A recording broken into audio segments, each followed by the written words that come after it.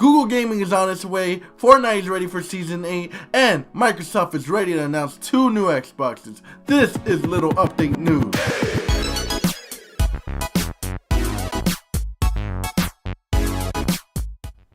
Cyberpunk 2077 responded to a user that asked, will there be any microtransactions in the game? And Cyberpunk 2077 responded in a very quirky way, saying, micro, what? They responded with a Seinfeld gif attached to that tweet. In an industry that's full of microtransactions, that is just like going in the microtransactions way, even though it's a $60 game. I mean, I don't have to talk about the free-to-play games because that's how they earn their money, but I'm talking about these games that are $60 that are having microtransactions, such as Black Ops 4 and Battlefront 2 that had this whole controversy with it. But in the industry that is full of microtransactions, it is fresh and just something fresh to have a game that doesn't have microtransactions, because I miss those days where I spent 30 days on a game such as Modern Warfare 3, where the only thing you could buy in that game is the DLC map packs and other things, but you didn't need to buy coins to buy a skin for the gun. You had to earn it through challenges that the game has set for you, and it felt something that you accomplished in the game because you worked all those challenges, you did all those challenges to get the gold skin on those guns. And I spent 30 days on that game trying to get all the guns gold, which I achieved. Now my life is complete, right? But that feeling that you accomplish all these challenges to get that skin and to show off with your friends, where your friends don't need to, spend real money and get a cool gun skin, it doesn't feel the same when you have to buy something and not earn it. Because when you earn, you can earn skins in a game such as Call of Duty, but you can get better skins if you just use real money. And that's the problem with the microtransactions. You don't feel that accomplishment that you did back then in the 360 days in Halo 3, for example, spending all that time to get that that new helmet. I forget the name of the helmet, but we'll put it up on the screen right there. But it just feels fresh for a game to not have any microtransactions. December 2015, Rainbow Six Siege was officially launched to all platforms, PC, Xbox, and PS4. It is now February 2019. And that damn beta tag is still not off ranked. Well, good news though. Ubisoft has announced that rank is going to be officially launched to Rainbow Six Siege. Woo! Which means when the launch happens, they will release the pick and ban into rank. They will release MMR tracking, meaning you can track on your matchmaking and ranking how you are compared to others and where you're at and who you're going to be going up against. Meaning, when you play the game, when you go search for a rank, it's going to match you with somebody that is compared to your skill wise. This means that we're going to get away from Smurfs. We're going to get away from those tryhards that are way better than us. The rank system is going to help us go ahead and go against the people that we are compared at and skill-wise, that we're just right there matched. The official date for this mode has not been announced, but it has been announced that they are ready and to have the beta tag off rank. They're ready to have the pick and ban and all of this ready for the official launch of rank.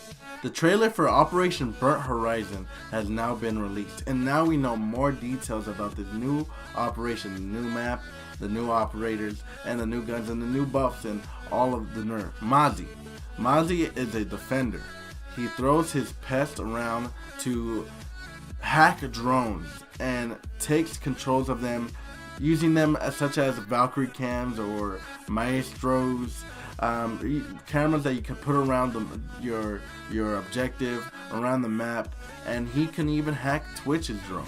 Now that is something very different and very cool. It's not something that I see myself using, but I see that it's very, if you guys are really like camera like heavy, having Valkyrie, Maestro, and Mozzie in the same team, and you guys want to know, want to have intel everywhere in your map, in your your objective, then Mozzie is the operator for you. I mean, controlling 5 drones and even a Twitch drone, that you can use that Twitch drone to shock thermite charges or Habana charges or anything that will distract the enemy team, or just kind of like, make them confused. Now Gridlock is one that I really see me using. Gridlock is a attacker, and this attacker is great for defending flanks, for pushing the objectives,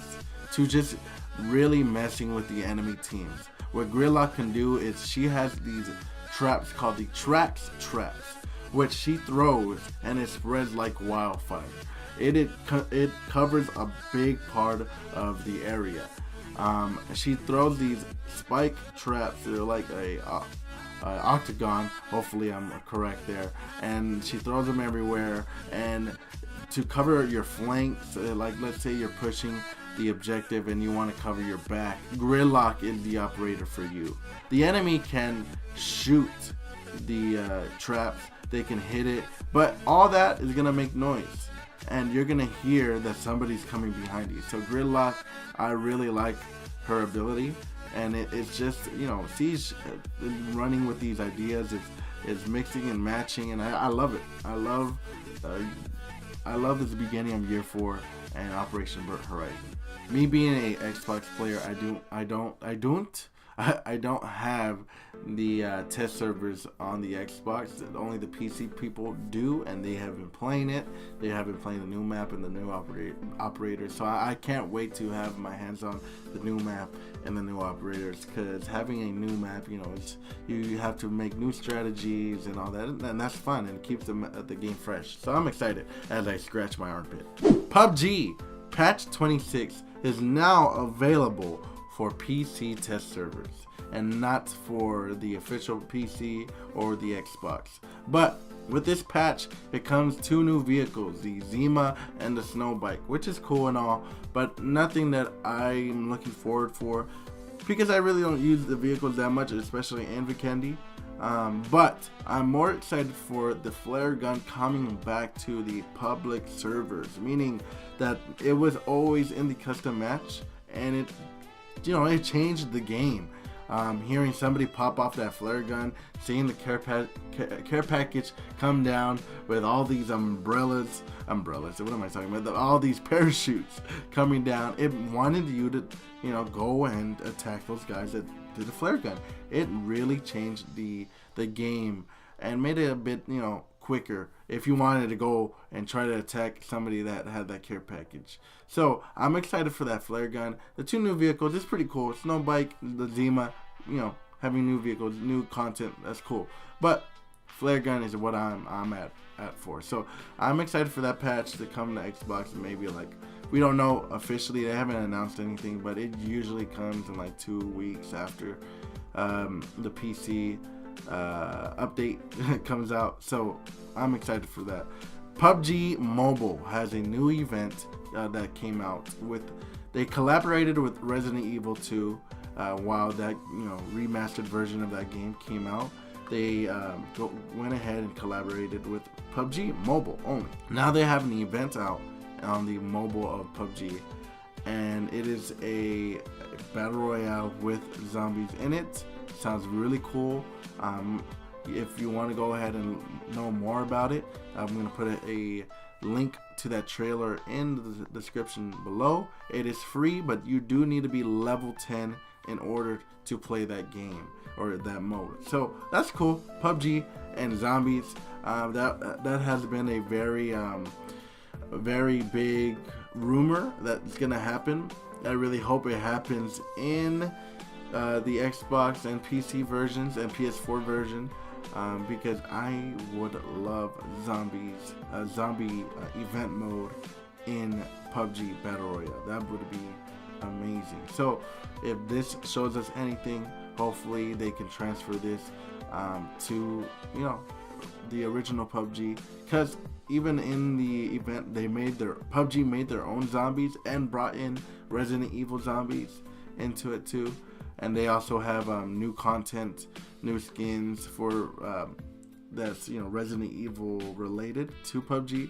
So all that is cool. I don't play PUBG Mobile. Maybe I should, because that's very exciting and it's free. You know, all you need to be is level 10 and boom, you're in the game. Google is ready to announce a new streaming service, announcing it as and calling it as the Netflix for video games. Now this sounds very amazing, and I looked way more into it. But on March 19th, Google is going to release more information about what they have ready for this new streaming service. Now, Google has had this beta test, gave some access to play Assassin's Creed Odyssey, Odyssey I believe it's called, on Google Chrome. They are calling the streaming service codename Yeti. I believe it's called Project Yeti. And what they did is basically you can play any game straight on your Chrome browser, on your computer. All you need is high-speed internet, and you know, and then you can play right then and there. So they beta tested it out. I'm pretty sure they got a bunch of information, have it ready for March 19th to announce this big new gaming streaming service that I'm kind of excited for. So like I said, that's exciting. I can't wait for March 19th to hear more about this new thing that I mean, is Google trying to compete with the Xbox, the PS4, and, you know, with the new systems that are coming out, the PC players. You know, I'm excited to hear more about this. Fortnite's Marshmallow concert beats the game's concurrent player record, meaning it had 10.6 million players in this Marshmallow event on Fortnite. Now, the past record was at 8.6 million concurrent players in a game watching the Cube event in Fortnite. So the Marshmallow event, you know, came here and said, knock knock, I'm back here again and gonna have all these players playing the game all at once. Now the Marshmallow event was pretty cool, dude. I went in and I was like, hey, I was like trying, you know, I was like in a concert, bro. Like, it was honestly really cool. I can't wait for more events like that. You know, Fortnite is such a very cartoony and fun game to just do things like that. So I'm like, round of applause for Fortnite for having 10 million players at once playing and watching this event. Fortnite Season 8 is around the corner. 3 days left, and Fortnite now has released a tweet, an image of a pirate hook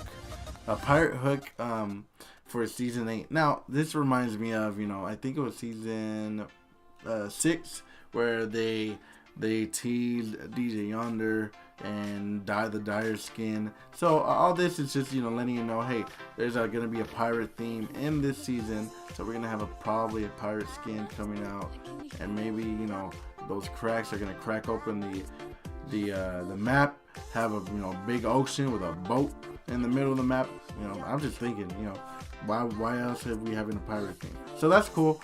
Probably tomorrow we're gonna have another tease, another photo. We have 3 days left. I gotta do these challenges after this video. Gotta do my overtime challenges. So getting ready for Season 8. So I'm excited. With games such as Apex Legends and Royale having a respawn factor in the game, Fortnite has been asked some specific questions and asked what's going to be going on in Season 8 and what they have prepared for. And they did give a hint, and what was very highlighted in that conversation, those questions. They responded by saying that they are looking into a way to bring respawning in Fortnite. So, you know, that's seeing Apex Legends being a very challenge to Fortnite. Seeing that they're looking for a respawn factor in the game shows that, you know, they're trying to advance their game. They're trying to compete. Of course, they're trying to, you know, beat Apex Legends and try to be the better game. let's see what they're gonna do. Let's see what Fortnite and Epic is gonna do with that respawn factor in the game. You know, what are your thoughts about it? Do you think that's a good idea? I'm honestly, I'm unsure. I'm so used to Fortnite not having a respawn factor, and I was even telling my friend Little Keys Master or Angel that with having the respawn factor in Apex and Royale, you don't get that satisfaction of, oh hey, you know, maybe I might not win this fight, but hey, I can take out his partner and kill his partner, and now he won't have a partner to win, you know, try to win that victory royale. So that's the only thing that I really don't like, because I really love, you know, at least killing one of their partners to kind of just to make their game even harder. But so that's, I'm just unsure about it.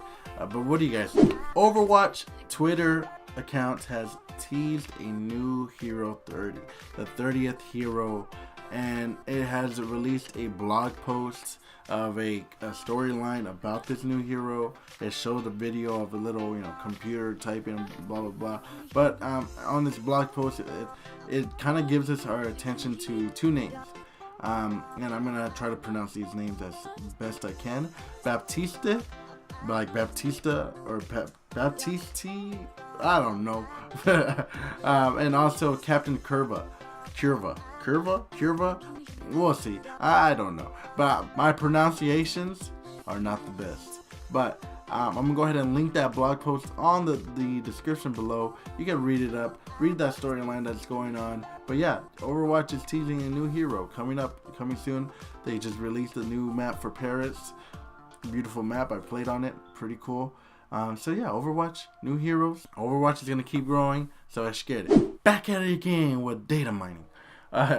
And we got data mines on Apex Legends. Apex Legends have some links out. The data miners have found out about new modes, new legends, but more about the new modes.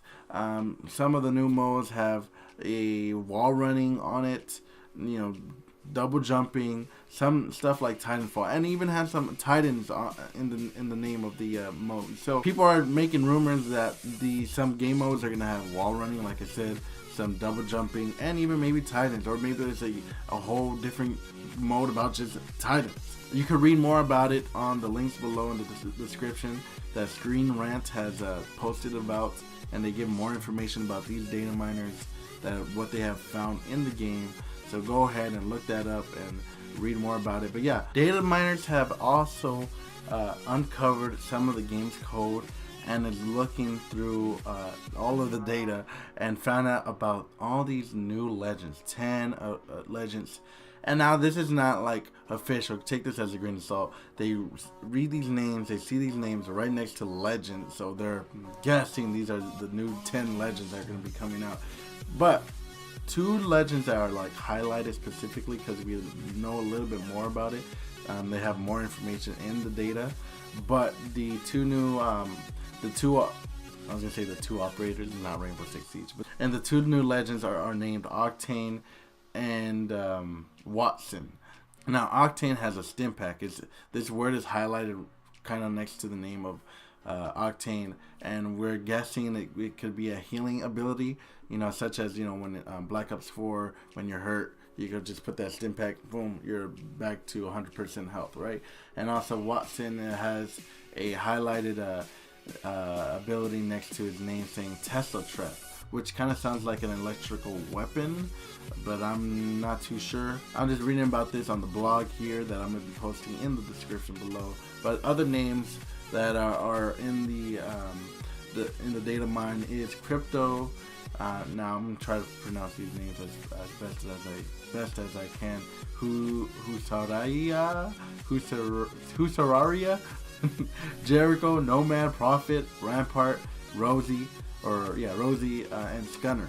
So the other one, Husararia, Bet. Those are the names that are picked out in the data mine. So, you know, data miners, keep doing what you're doing. Keep looking and keep telling us this news, because it's very interesting, and I can't wait for these new legends to come out. Microsoft is ready to announce 2 new-gen Xboxes to E3 on June when E3 comes out.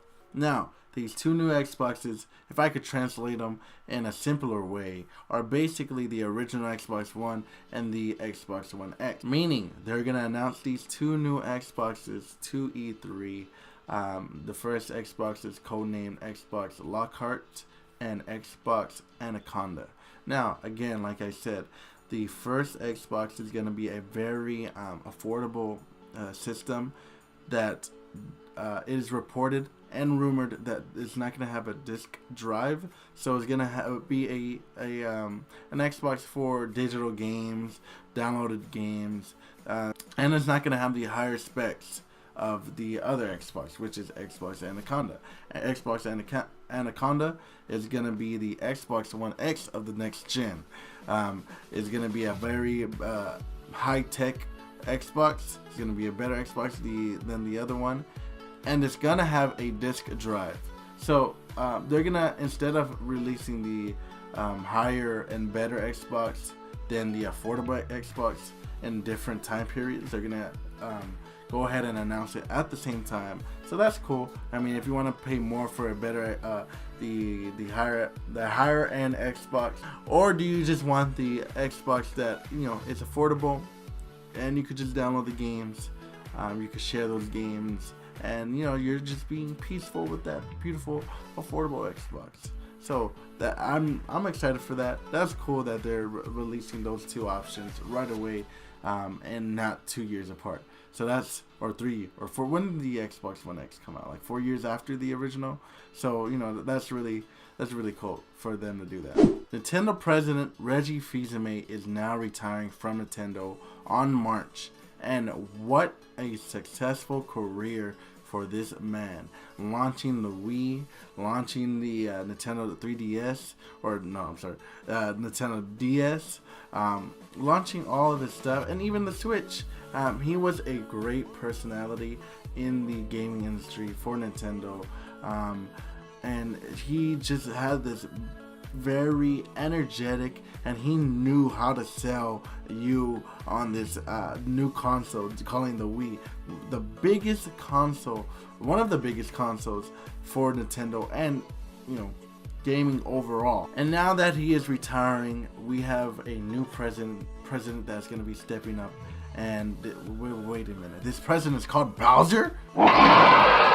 Oh, no, I'm sorry. Not that Bowser, but Doug Bowser will be now becoming president of Nintendo of America, which, you know, Team Bowser. It's kind of crazy that Bowser is going to be president of Mario. I'm sorry, Mario, but your reign of terror, or your reign of your gaming industry, or I don't know what I'm trying to talk about, but it's over, Mario. That's what I'm trying to say. It's over, okay? All right, everybody. Before I end this, I just want to go ahead and let you guys know that Anthem and Metro Exodus has been released on February 22nd on the Xbox One, PS4, and PC. February 26th, which is on a Friday, Dirt Rally 2.0 is going to be released on PS4, Xbox One, and PC.